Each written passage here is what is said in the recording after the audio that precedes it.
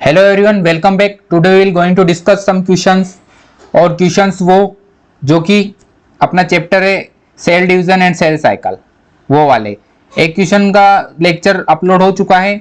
वो question digestion and absorption वाले chapter से थे, जो कि एनसीईआरटी 11 चैप्टर नंबर 16, ठीक है, उससे थे। उसके बारे में हम प्रैक्टिस कर चुके थे लास्ट लेक्चर में। इस वाले लेक्चर में हम क्वेश्चन सोल्व करने वाले हैं सेल साइकिल और सेल डिवीजन के। सभी प्रकार के क्वेश्चन सोल्व करेंगे, जो भी पॉसिबिलिटी बन सकती है इस चैप्टर से कि किस किस टाइप के क्वेश्चन बन सकते हैं।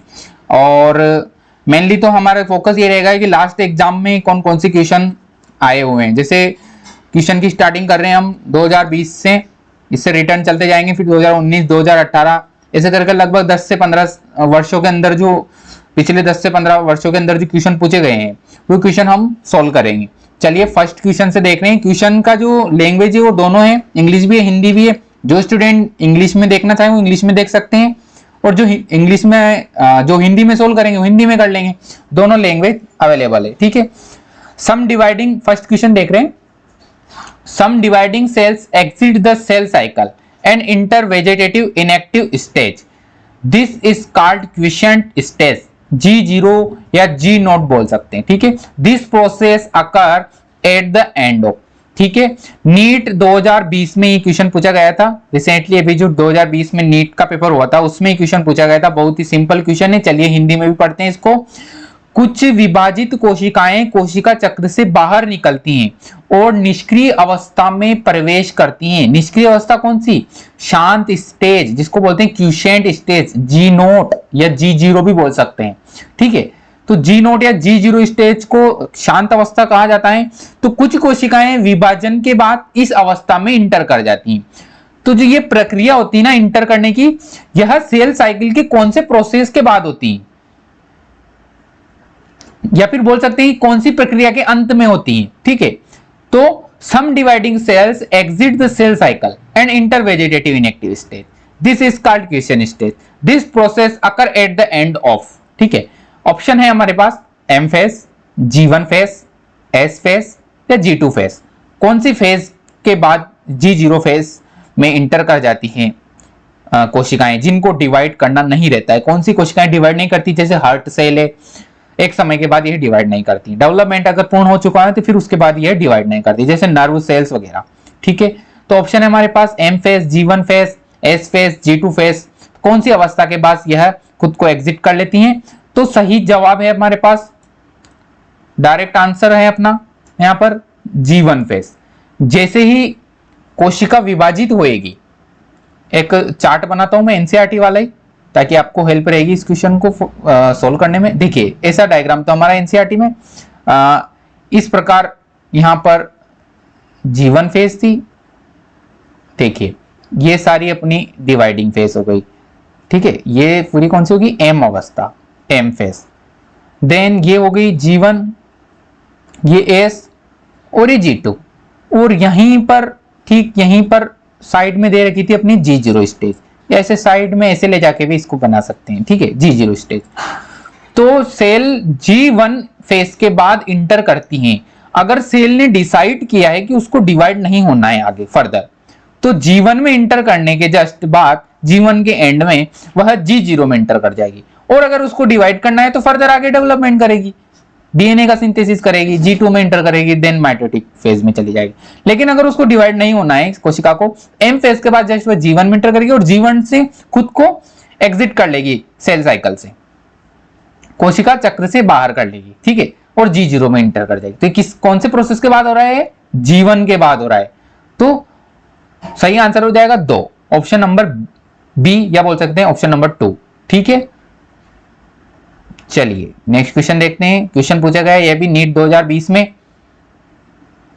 Dissolution of the synaptonemal complex occurs during. Synaptonemal complex का विघटन कब होता है? साइनोप्टियल कॉम्प्लेक्स का विघटन किस दौरान होता है? यह पूछा गया है क्वेश्चन में। ऑप्शन है हमारे पास प्लाकाइटिन अवस्था में, जाइगोटिन, डिप्लोटिन स्टेज में या लेप्टोटिन स्टेज में। कौन सी स्टेज में डिसोल्यूशन हो जाता है साइनोप्टियल कॉम्प्लेक्स? आप सभी को पता होगा, चैप्टर अगर आपने अच्छा पढ़ा है तो आप क्वेश्चन सोल्व कर पाएंगे। अगर आपने चैप्टर नहीं पढ़ा है, एनसीईआरटी की एक लाइन अगर आपको पता नहीं है तो आप क्वेश्चन नहीं लगा पाएंगे। तो चैप्टर के सारे डाउट क्लियर होना चाहिए, उसके बाद ही क्वेश्चन सोल्व करने का प्रोसेस रहता है। तो चैप्टर अवेलेबल है ये, अगर कोई स्टूडेंट नया हो तो आप प्राइम बायोलॉजी की प्लेलिस्ट में जाकर जो NEET biology oblique 11th class वाली जो प्लेलिस्ट बनी हुई है चैनल में, वहां पर जाके आप ये वाला चैप्टर पढ़ सकते हैं। देन उसके बाद आप ये क्वेश्चन लगाइएगा, आपको बहुत ही इजी रहेगा क्वेश्चन सोल्व करने में। क्वेश्चन सभी वही हैं जो लास्ट जितने भी एग्जाम हुए हैं लगभग गुजरे 10-15 सालों के एग्जाम में पूछे गए हैं, जैसे नीट का है, एपीएमटी का है, ठीक है, तो उनसे लिए गए हैं ये सारे क्वेश्चन। चलिए क्वेश्चन फोकस करते हैं कि सिनेप्टोमेल कॉम्प्लेक्स का विघटन किस दौरान होता है, पैकाइटिन अवस्था में, जाइगोटिन में, डिप्लोटिन में या लेप्टोटिन में। देखिए पहले सिनेप्टोमेल कॉम्प्लेक्स होता क्या है, क्या होता है सिनेप्टोमेल कॉम्प्लेक्स, जब जो क्रोमोसोम होते हैं यह आपस में बाइंड हो जाते हैं, ठीक है, एक साथ अटैच होके बाइंड यहाँ पर क्रॉसिंग ओवर स्टार्ट करते हैं, तब बनता है सिनेप्टोमेल कॉम्प्लेक्स।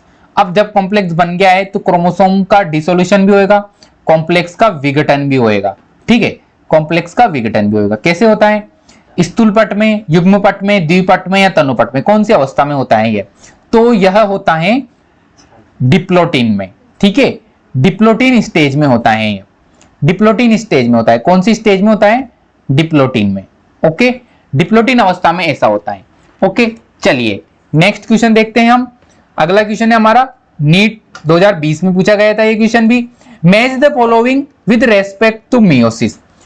नीचे दिए गए जो ऑप्शन है इनको सही क्रम में मिलान कीजिए, ठीक है, मिलान करना है, पहला ग्रुप और सेकंड ग्रुप दोनों ग्रुप को मिलान करना है।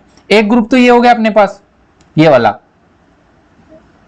ग्रुप 1, सेकंड ये हो गया ग्रुप 2, ठीक है, ग्रुप 2।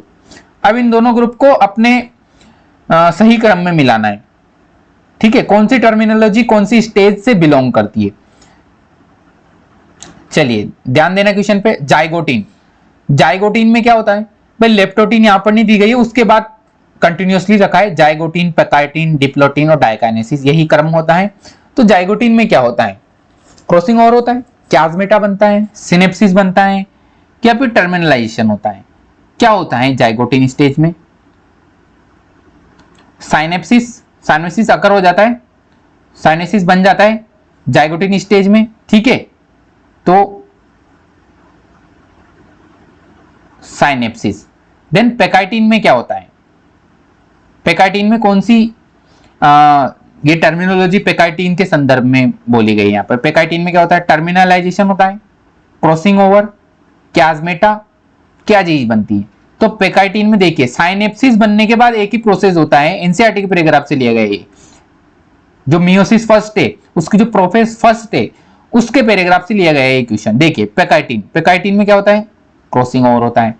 देन डिप्लोटिन में क्या होता है, क्याजमेटा बनता है, भाई एकदम सीक्वेंस सा प्रोसेस है। और डाइकाइनेसिस में क्या होता है, टर्मिनलाइजेशन, ठीक है, तो ये प्रोसेस रहेगा। अब आप देखिए अपना क्या हो गया यहां पर क्रम, ये क्रम रहेगा कि ए के साथ कौन आएगा, ए के साथ आएगा 4, बी के साथ कौन आएगा 3rd,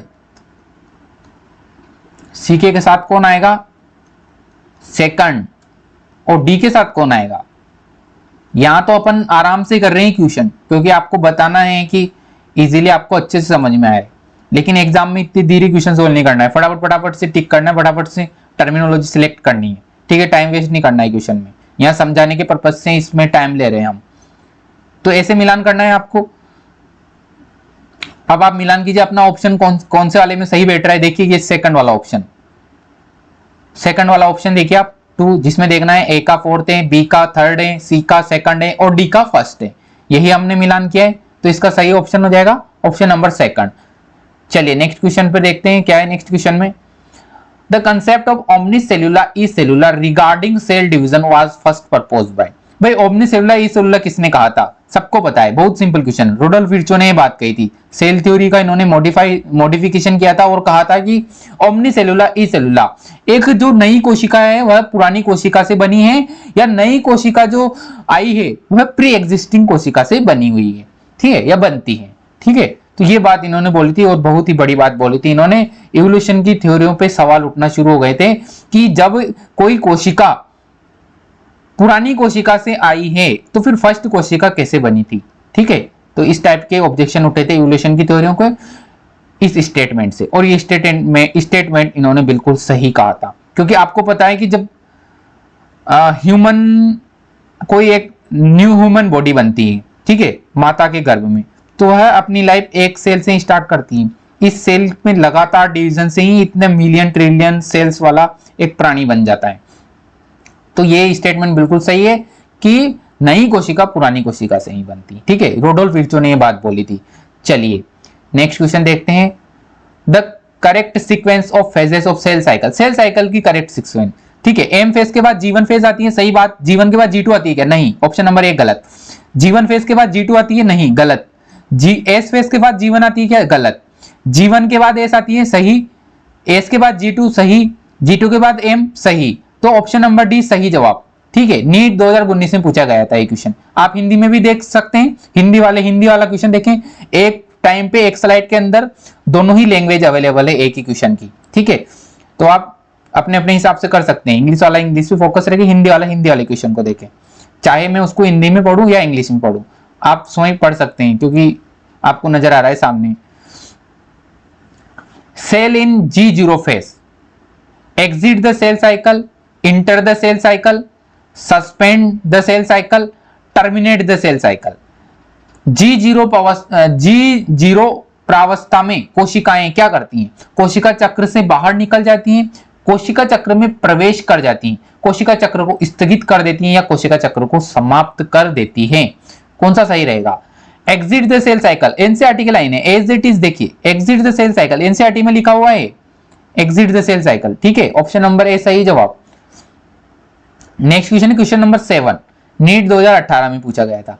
the stage during which separation of the paired homologous chromosomes being, ठीक है। हिंदी में देखिए, युग्मित समजात गुणसूत्रों का पृथक्करण किस प्रावस्था में आरंभ होता है? भाई आपको पता है मियोसिस की एक खासियत है, क्या खासियत है मियोसिस की? कि क्रॉसिंग ओवर डन होता है, सिनेप्सिस बनता है, ठीक है, और इवोल्यूशन में मदद करती है ये चीज।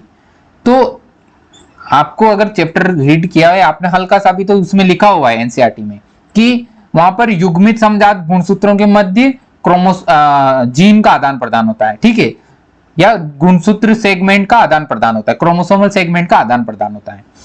तो सिंपल सी बात है, साथ साथ आएंगे तभी आदान प्रदान होगा। तो युग्मित समजात गुणसूत्र जब एक बार सेगमेंट का एक्सचेंज कर लेते हैं, देन उसके बाद उनको पृथक्करण होता है ना, उनका सेपरेशन होना जरूरी है। तो युग्मित समजात गुणसूत्र का पृथक्करण किस प्रावस्था में होता है? प्रावस्था का नाम पूछा है, पारगति क्रम, द्विपट, स्थूलपट या युग्मपट। इंग्लिश में ध्यान देते हैं, डाइकाइनेसिस, डिप्लोटिन, पकाइटिन या जाइगोटिन। कौन सी अवस्था में होता है ये?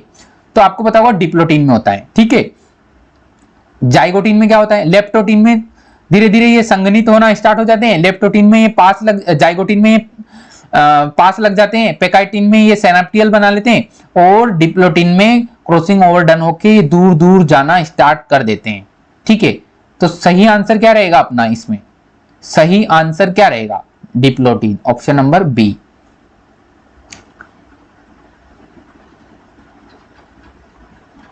चलिए क्वेश्चन नंबर 8 है, नीट 2017 में पूछा गया था।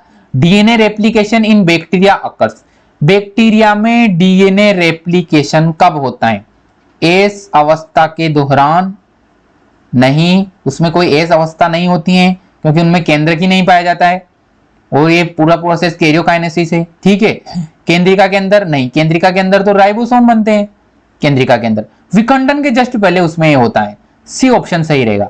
अनुलेखन से ठीक पहले? नहीं, अनुलेखन से ठीक पहले भी नहीं होता है, विखंडन से ठीक पहले होता है, विखंडन से ठीक पहले होता है, अनुलेखन से ठीक पहले नहीं होता है। तो सही आंसर रहेगा विखंडन से ठीक पहले। ओके, चलिए नेक्स्ट क्वेश्चन देखते हैं। Match the stages of meiosis in column 1 to their characteristic feature in column 2 and select the correct option using the codes given below. नीचे जो कोड दिए गए हैं उनको सही क्रम में जमाना है, ठीक है। अभी इस टाइप का क्वेश्चन हमने ऊपर भी किया था, अभी ऐसा क्वेश्चन 2016 में भी पूछा गया था। कि अपन को सही क्रम जमाना है। हिंदी वालों की दिक्कत आ रही होगी, मैं बताता हूं कि कॉलम फर्स्ट को कॉलम सेकंड से जोड़ना है। कॉलम फर्स्ट में अवस्थाएं दी गई हैं, कॉलम सेकंड में प्रोसेस दिए गए हैं कि कौन सी अवस्था में कौन सा प्रोसेस होता है। ठीक है, तो ये सही मिलान करना है हमको। ठीक है, तो इसका सही आंसर क्या रहेगा वो छांटना है। देखिए फर्स्ट में दे रखा है पेकाइटिन। पेकाइटिन में क्या होता है?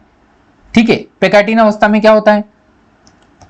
मेटाफेज फर्स्ट में क्या होता है? डाइकाइनेसिस में क्या होता है? जाइगोटिन में क्या होता है?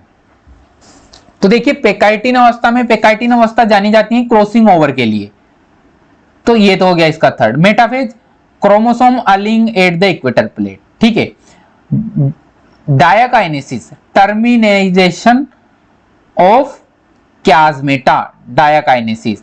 और zygotene pairing of homologous chromosome. ठीक है, तो क्या मिला हमको? ए के साथ मिला हमको थर्ड, बी के साथ मिला हमको फोर्थ, ठीक है, सी के साथ मिला हमको सेकंड और डी के साथ मिला हमको फर्स्ट। अब देखिए ये वाला ग्रुप कहां पर है? देखिए फर्स्ट ग्रुप ही है ये। ठीक है, बाकी के गलत हो जाएंगे। तो क्वेश्चन नंबर 9 में ऑप्शन नंबर फर्स्ट सही जवाब। चलिए नेक्स्ट क्वेश्चन देखते हैं। क्वेश्चन नंबर 10 नीट 2016 में पूछा गया था। ठीक है, हिंदी वाले हिंदी में पढ़े, इंग्लिश वाले हिंदी में पढ़े। During cell growth DNA synthesis take place in S phase, G phase, G2 phase, M phase. ठीक है, कोशिका वृद्धि के दौरान डीएनए संश्लेषण होता है, कहां पर होता है? बहुत ही simple question. S means synthesis, synthesis phase में डीएनए का सिंथेसिस होता है। ऑप्शन नंबर ए सही जवाब। चलिए क्वेश्चन नंबर 11 एपीएमटी 2014 में पूछा गया था question, what happens in the S phase of the cell cycle. Cell cycle की एस फेज के दौरान या एस प्रावस्था में क्या होता है? प्रत्येक कोशिका में डीएनए की मात्रा दुगनी हो जाती है। सही बात है क्या? प्रत्येक कोशिका में डीएनए की मात्रा वही रहती है? नहीं भाई, मात्रा तो बढ़ती है। गुणसूत्र की संख्या अधिक हो जाती है? नहीं, गुणसूत्र की संख्या में कोई चेंज नहीं आता। प्रत्येक कोशिका में डीएनए की मात्रा आधी? नहीं भाई, आगे जाके 2 होना है, आधी क्यों होगी? तो प्रत्येक कोशिका में डीएनए की मात्रा दुगनी हो जाती है सिंथेसिस फेज में। सिंथेसिस का मतलब क्या होता है? संश्लेषण, डीएनए का synthesis, DNA replication take place in S stage. चलिए ऑप्शन नंबर ए सही जवाब। ऑप्शन नंबर ए सही जवाब। नेक्स्ट क्वेश्चन है एआईपीएमटी 2014 में पूछा गया था, recombinase enzyme is required at which stage of meiosis. ठीक है, रिकॉम्बिनेज एंजाइम अर्धसूत्री विभाजन की किस अवस्था में आवश्यक होता है? जल्दी से आप ऑप्शन पढ़िए भाई। आपको पता है रिकॉम्बिनेशन जो साइट है वह क्रॉसिंग ओवर डन करवाती है। और क्रॉसिंग ओवर डन कहां होता है? क्रॉसिंग ओवर के लिए कौन सी स्टेज जानी जाती है? पेकाइटिन जानी जाती है क्या? यस, पेकाइटिन सही जवाब। जाइगोटिन नहीं, डिप्लोटिन नहीं, डाइकाइनेसिस नहीं। क्यों नहीं? जाइगोटिन में क्या होता है? होमोलोगस अरेंज होते हैं। डिप्लोटिन में क्या होता है? क्रॉसिंग ओवर डन होता है। डाइकाइनेसिस में क्या होता है? ये जो क्रॉसिंग ओवर हुआ है तो होमोलोगस के बीच में ये दूर दूर जाना स्टार्ट हो जाते हैं। पेकाइटिन में क्या होता है? रिकॉम्बिनेज एंजाइम की जरूरत होती है क्रॉसिंग ओवर के लिए। ठीक है, तो क्वेश्चन नंबर 12 सही जवाब फर्स्ट, पेकाइटिन स्टेज, फर्स्ट आंसर सही। चलिए क्वेश्चन नंबर 13 डायग्राम वाला क्वेश्चन है। डायग्राम पे गौर कीजिए, क्या बोल रहा है डायग्राम, कौन सी प्रावस्था का डायग्राम है, उसके बाद स्टेटमेंट दिए गए इससे रिलेटेड। चलिए क्वेश्चन पढ़ते हैं। Choose the correct identification of the stage and its specificity shown in the picture. It is a stage of cell cycle. Cell cycle की एक स्टेज है जिसमें आपको चित्र में कोशिका विभाजन की अवस्था दर्शाई गई है, जिसमें सही अवस्था को पहचानना है और उसकी सही विशिष्टता को चुनना है। नीट यूजी 2013 में यह क्वेश्चन पूछा गया था। चलिए गौर करते हैं। Telophase the endoplasmic reticulum and nucleus are not yet form. भाई बनते हैं, गलत बात है, ऑप्शन गलत हो गए। लेट एनाफेज ही गए? नहीं, टीलोफेज है, ये बात तो कंफर्म हो गया। ठीक है, डायग्राम से पता चल रहा है ऐसा डायग्राम टीलोफेज में था। अब फर्स्ट और सेकंड में से छांटना है। फर्स्ट गलत हो गया, क्यों हो गया? क्योंकि एंडोप्लाज्मिक रेटिकुलम की और ये न्यूक्लियस तो बने बुनाए हैं, अपीयर हो जाते हैं ये टीलोफेज के एंड तक। तो the nuclear membrane is formed again, yes. Golgi complex also begin, yes. तो ऑप्शन नंबर बी सही जवाब हो जाएगा। ऑप्शन नंबर बी सही जवाब हो जाएगा। चलिए हिंदी वाले हिंदी में देख लेना, ये क्वेश्चन नजर आ रहा होगा आपको। चलिए नेक्स्ट क्वेश्चन करते हैं। 14 what is the compound formed by a pair homogeneous homologous chromosomes called. भाई सूत्र युग्मित समजात गुणसूत्रों के युग्म द्वारा बनाए गए सम्मिश्र को क्या कहा जाता है? ठीक है, सूत्र युग्मित समजात गुणसूत्रों के युग्म द्वारा बनाए गए सम्मिश्र को क्या कहा जाता है? क्या कहा जाता है?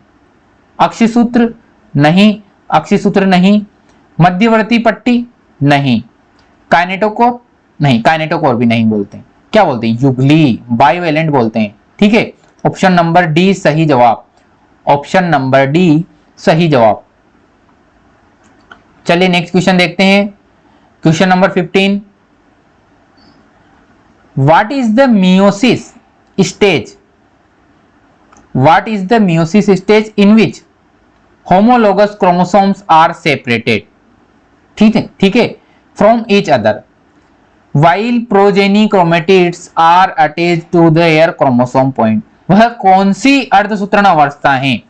ठीक है, what is the meiosis stage in which homologous chromosome are separated? homologous chromosome separate होते हैं और progeny chromatid, ठीक है, while progeny chromatids are attached to their chromosome point centromere। जबकि जो प्रोजेनी क्रोमेटिड है वो तो सेंट्रोमियर से अटैच रहते हैं, लेकिन होमोलोगस क्रोमोसोम सेपरेट हो जाते हैं। तो यह कैसा, कौन सी अवस्था में होता है? यह कौन सी अवस्था में होता है? देखिए यह वाला प्रोसेस आपको पता होगा मियोसिस फर्स्ट में होता है। किस में होता है यह? मियोसिस फर्स्ट में।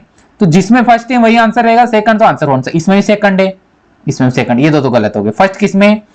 ऑप्शन नंबर ए और सी में। अब देखिए उसमें भी किसमें होएगा ये? भाई मेटाफेज पे तो प्लेट पे अरेंज ही रहते हैं, अलग अलग थोड़ी जाते हैं। कब होता है अलग अलग? कब जाते हैं विपरीत पोल की तरफ? होमोलोगस क्रोमोसोम का विभाजन कब होता है? कब सेपरेट होते हैं?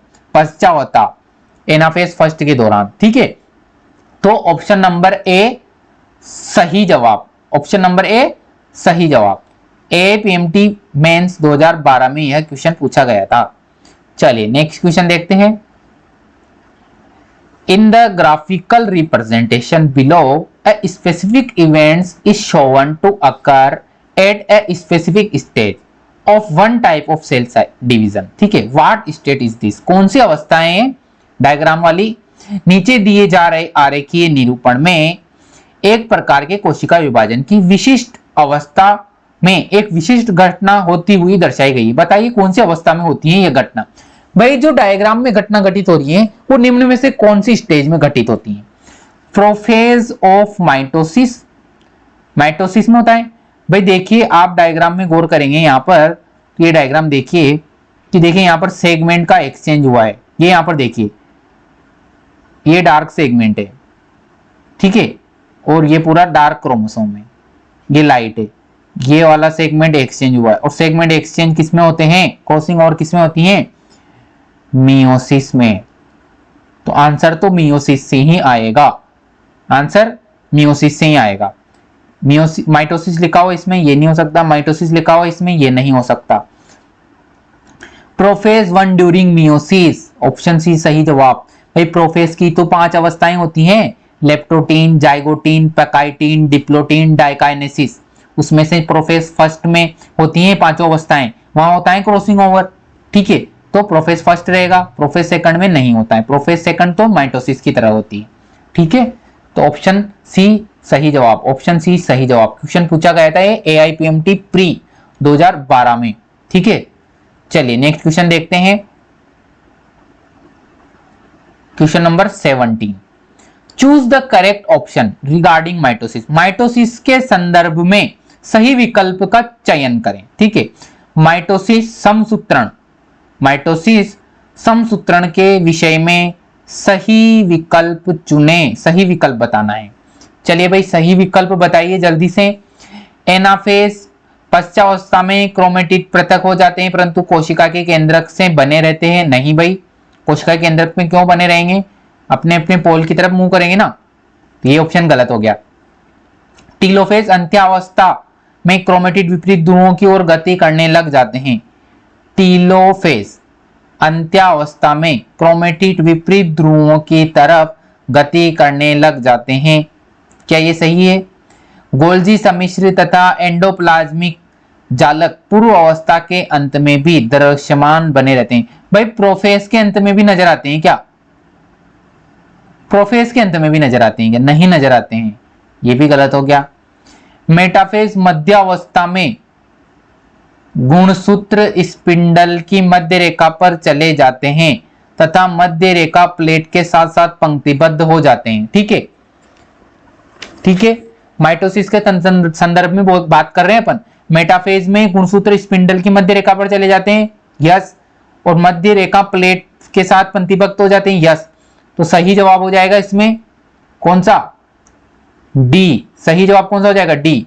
गोल्जी सम्मिश्र तथा एंडोप्लाज्मिक जालक पूर्व अवस्था के अंतर्गत बने रहते हैं, ये गलत हो गया अपना। टीलोफेज अंत्यावस्था में क्रोमेटिड विपरीत ध्रुवों की ओर गति करने लग जाते हैं। नहीं, विपरीत ध्रुवों की ओर गति कब करने लग जाते हैं? एनाफेज में ही, टीलोफेज में थोड़ी। पश्चावस्था में ही गति करना स्टार्ट कर देते हैं, इसलिए ये भी गलत है। ठीक है, सही कौन सा हो जाएगा? डी। मेटाफेज में गुणसूत्र स्पिंडल जो इक्वेटर प्लेट होती है उस पे अरेंज हो जाते हैं। ठीक है, चलिए next question, question number 18। Centromere is required for, centromere किसके लिए आवश्यक होता है? गुणसूत्रों के ध्रुवों की गति के लिए, कोशिका द्रव्य विदलन के लिए नहीं, जीन विनिमय के लिए नहीं, अनुलेखन के लिए नहीं, गुणसूत्रों की ध्रुवों की गति के लिए। ऑप्शन नंबर ए सही जवाब। For the movement of chromosomes toward the poles. ठीक है, ऑप्शन नंबर ए सही जवाब। एआईपीएमटी 2005 में पूछा गया था ये क्वेश्चन। चलिए नेक्स्ट क्वेश्चन देख रहे हैं, क्वेश्चन नंबर 19, एआईपीएमटी 2004 में पूछा गया था। If you have been provided with onion मुलेटर्स in your class and you are asked to count the chromosomes, then in which of the following steps you will be able to do this most easily। भाई simple सी बात है कि यदि आपको आपकी कक्षा में प्याज के मूलाग्र प्रदान किए गए, ठीक है, मूलाग्र मतलब रूट टिप प्रदान की गई आपको, ठीक है, और आपसे पूछा गया कि गुणसूत्रों को गिनने के लिए कहा गया आपको, है ना, तो बताइए कि आप निम्नलिखित में से कौन सी अवस्था में गुणसूत्र को इजीली गिन पाएंगे। तो एक ही बात आती है मन में साफ साफ, जो एनसीईआरटी में लिखी गई है कि हम गुणसूत्रों की स्टडी ओनली मध्यावस्था के दौरान इजीली कर पाते हैं, मेटाफेज के टाइम, प्रोफेज, एनाफेज, टीलोफेज के टाइम नहीं, ओनली मेटाफेज के टाइम। ठीक है, चलिए नेक्स्ट क्वेश्चन है, the best material for the study of mitosis, the best material for the study of mitosis in the laboratory is. ठीक है, the best material for the study of mitosis in the laboratory is, ये तो वही question है, ठीक है, जो ऊपर दिया गया था।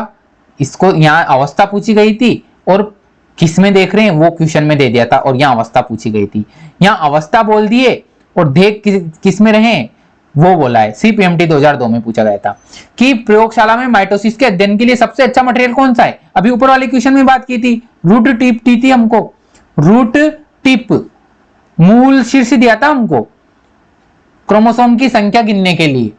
ठीक है, तो सही आंसर ये हो जाएगा, प्रयोगशाला में माइटोसिस के अध्ययन के लिए सबसे अच्छा मटेरियल, ठीक है, मूल शीर्ष, तो ऑप्शन नंबर बी सही जवाब। चलिए नेक्स्ट क्वेश्चन देखते हैं,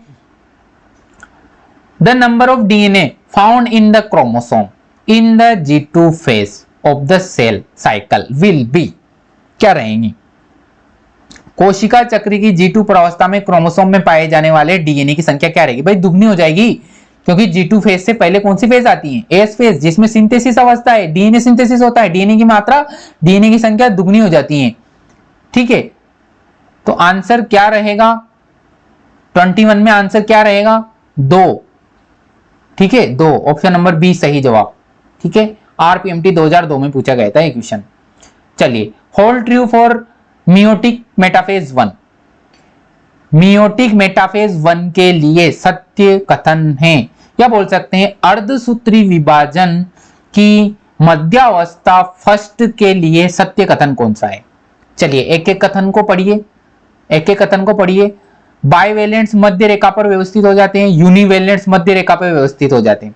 असमजात गुणसूत्र जोड़े बनाते हैं, नहीं भाई, समजात गुणसूत्र जोड़े बनाते हैं, असमजात थोड़ी बनाते हैं, तो ये गलत हो गया। गुणसूत्र के क्रोमोमियर से तंतु तंतु जुड़ जाते हैं, मेटाफेज में नहीं, ये तो पहले ही जुड़ जाते हैं मेटाफेज से पहले। बाइवेलेंट मध्य रेखा पर व्यवस्थित हो जाते हैं, ठीक है, ये सही जवाब रहेगा बाइवेलेंट। ठीक है, बाइवेलेंट जो रहते हैं ना, युगली युगली युगली बोलते हैं हिंदी में, इधर लिखता हूं,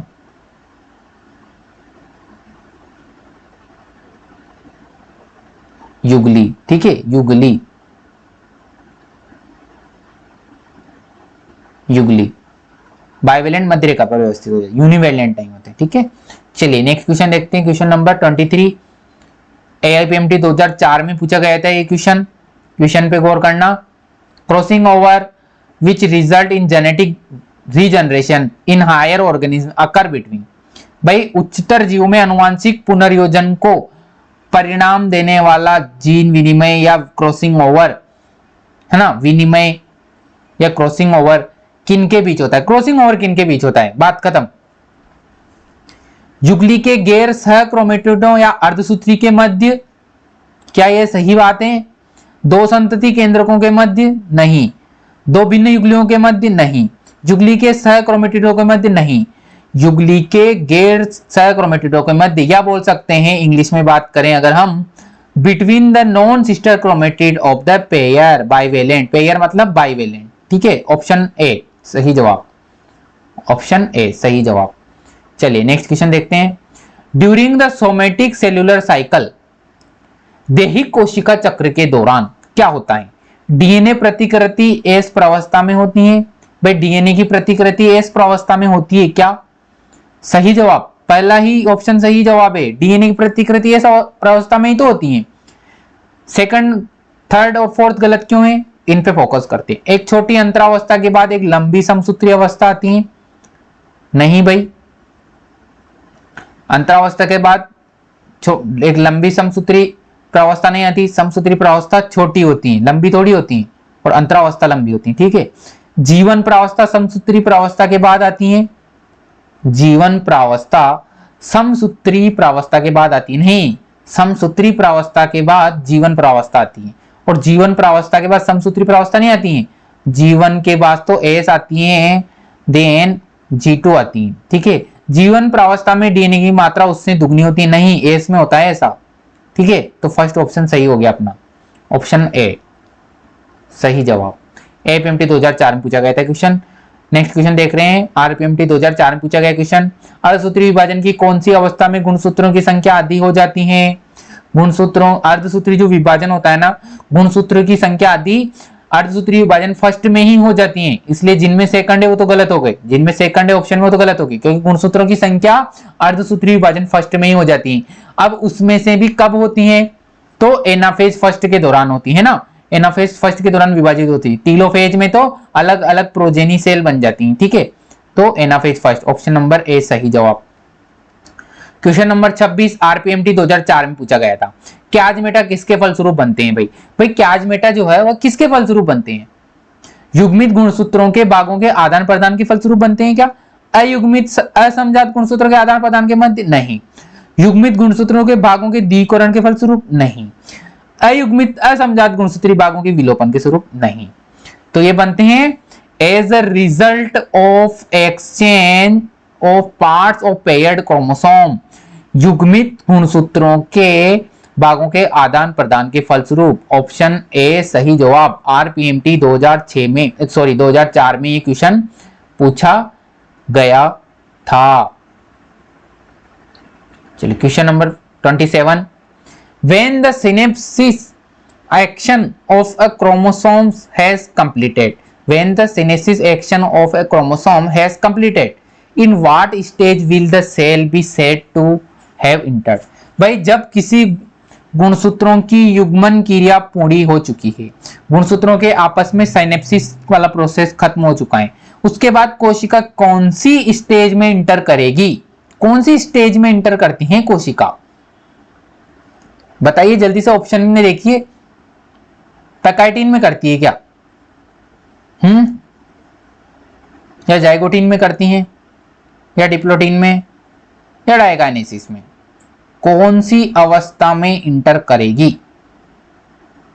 जब साइनेसिस पूर्ण हो चुका है, तो गुणसूत्रों का युग्मन हो चुका है, तो गुणसूत्रों का युग्मन किसमें होता है? युग्मपट। देखिए हिंदी में नाम देखिए आप, युग्मपट मतलब युग्म बनता है, तो युग्मन यही हो जाता है। गुणसूत्रों का युग्मन कहाँ हो जाता है? साइनेप्सिस कहाँ बन जाता है? जाइगोटीन में। तो किसमें इंटर करेगी? पेकाइटिन में, स्थूल पट में इंटर करेगी। एम्स 2005 में पूछा गया था ये क्वेश्चन। चलिए नेक्स्ट क्वेश्चन करते हैं। At what stage of the cell cycle is the synthesis of histone protein within the eukaryotic cell? ठीक है, सुकेंद्र की कोशिका के भीतर हिस्टोन प्रोटीनों का संश्लेषण कोशिका चक्र की किस अवस्था में होता है? एएफएमटी 2005 में पूछा गया था question. During the telophase, during S phase, during the G2 phase of prophase और throughout the period of prophase.